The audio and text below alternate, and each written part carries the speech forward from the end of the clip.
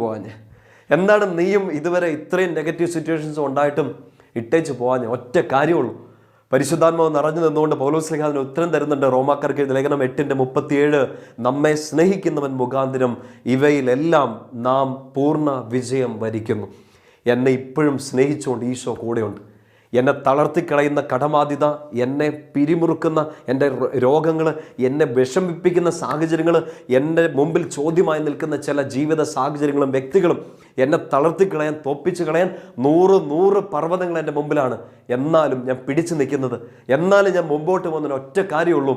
റോമ 8:37, എന്നെ സ്നേഹിക്കുന്നവൻ ഈശോ കാരണം ഇതിലെല്ലാം ഞാൻ പൂർണ്ണ വിജയം വരിക്കും. പ്രിയപ്പെട്ട സഹോദരങ്ങളെ, തോറ്റുപോകാൻ ഒരു 100 സാഹചര്യങ്ങളും 100 കാരണങ്ങളും നമുക്കുള്ളപ്പോൾ മുന്നോട്ട് എഴുന്നേറ്റോടാൻ, വീണ്ടും ഒന്ന് പരിശ്രമിക്കാൻ, ഞാൻ ഇട്ടേച്ച് പോവില്ല കർത്താവെ, ഞാൻ ഒന്നും കൂടെ പരിശ്രമിക്കാമെന്ന് നമുക്കൊരു ഉത്തേജനം ഉള്ളിൽ നിന്ന് കിട്ടുന്നത് ഈ ഉള്ളിൽ